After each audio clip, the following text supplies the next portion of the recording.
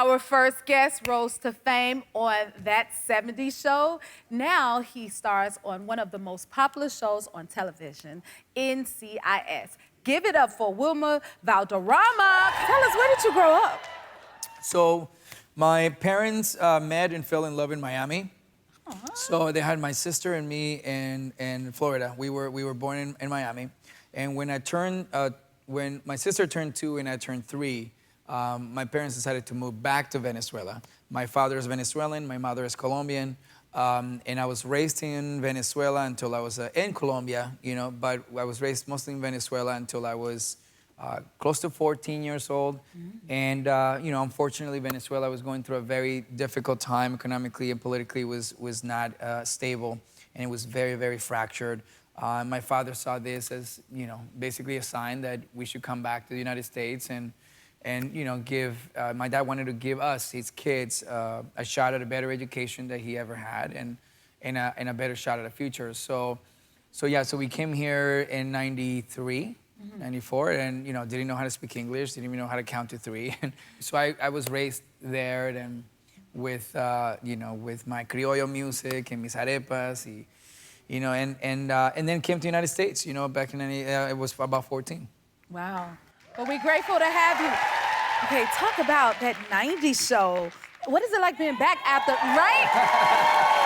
15, what is it like being back after 15 years? I mean, I'm looking at this guy right here. Look at this. Looking at this hooligan right here. You know, to be able to be part of a generation's like moment, right? Like we were kind of the people's champ. You know, we weren't like a critic's favorite. We just wanted to be funny. And the audience that remembers it for making them laugh and for them seeing themselves in different ways. So, you know, you come around so many years later. Thank you. So many years later, you get an opportunity and you get this phone call saying that, hey, they're bringing the band back together and it's the same writers and the same producers and all of that. Would you be open to playing Fez again? And you know, I had to really think about it. Because first and foremost, I was like, can I still do the voice? I was gonna ask. You know, I mean, I wonder if I could really do the voice. And also because I had retired the voice back in 2006, I had like sworn and literally promised myself that I would never do the voice again. Because it was just time for my next chapter and becoming like what I needed to be at that time. And so I said, I'm never gonna do it again. Even like at the tipsiest of me, you couldn't even get me to do it, you know? So that day, we had the table read, invited me, we'd come up with a great storyline. They asked me, where do you think Fez would be if it was in the 90s? And I said, he'd be the Paul Mitchell of Wisconsin. And they loved the idea, so obviously that's where the fabulous hair comes from. But yes, as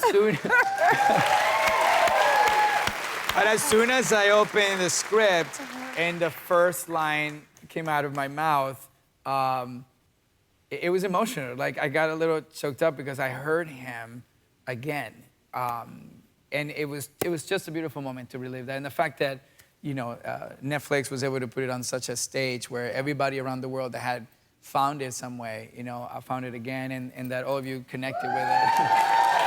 Pretty great. It's so silly. It's really fun. I am so tempted to ask you to do the voice. I can't help myself. I mean, oh, really? Yeah, can I do the voice again? Yeah, let's do it. If you asked me to do the voice again, I would probably say, yes, Miss Hudson.